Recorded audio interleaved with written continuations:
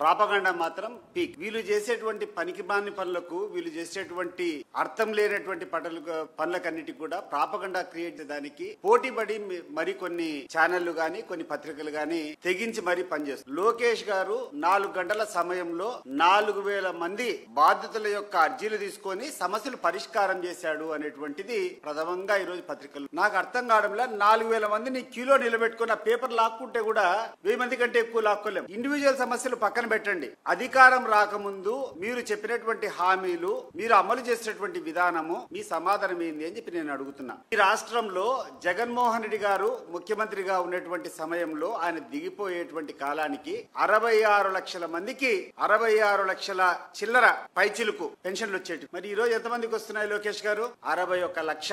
ఈ నెల తీస్తే 61 లక్ష అంటే 5 లక్షల మంది తగ్గిపోయినారు. వాస్తవంగా 60 సంవత్సరాలు నిండినటువంటి వాళ్ళకందరికీ నువ్వు పెన్షన్లు ఇస్తే ఈ రోజుకి దాదాపు 72-73 లక్షల పైన పెన్షన్స్ ఇవ్వాల్సినటువంటి పరిస్థితి. గడిచిన 1.5 సంవత్సరం నుంచి ఒక కొత్త పెన్షన్ కూడా నువ్వు ఇవ్వలేదు. నువ్వు ఆ రోజు చెప్పినటువంటి మాట, నువ్వు మీ దత్తపుత్రుడు మీ తండ్రి మీరందరూ కూర్చొని ఇచ్చినటువంటి మాట ఏంది? బీసీలు, మైనారిటీలు, ఎస్సీలు, ఎస్టీలు వీళ్ళకందరికీ కూడా 50 సంవత్సరాలు దాటితే పెన్షన్ ఇస్తామంటారు. 50 సంవత్సరాలు వదిలిపెట్టు, 60 సంవత్సరాలు పూర్తయిన వాళ్ళకే గడిచిన 2 సంవత్సరాల నుంచి ఒక్క పెన్షన్ అన్నా ఇచ్చినావా?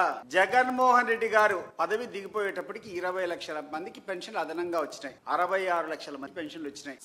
సంవత్సరము ఈ యొక్క 60 సంవత్సరాలు దాటినటువంటి వాళ్ళు, పెన్షన్ కు అర్హత వచ్చినటువంటి వాళ్ళు పెరుగుతానే ఉంటారు. కానీ మొట్టమొదటిసారి 1.5 సంవత్సరం కిందట 66 లక్షల మంది లబ్ధిదారులు ఉంటే ఈ రోజు 61 లక్షకు పడిపోయిందంటే మీ చిత్తశుద్ధి దీన్ని బట్టి అర్థమైతే ఉంటుంది. పని చేయవయ్యా లోకేష్. ప్రచారం తర్వాత, ప్రాపగండా తర్వాత, ముందు పని చేయి.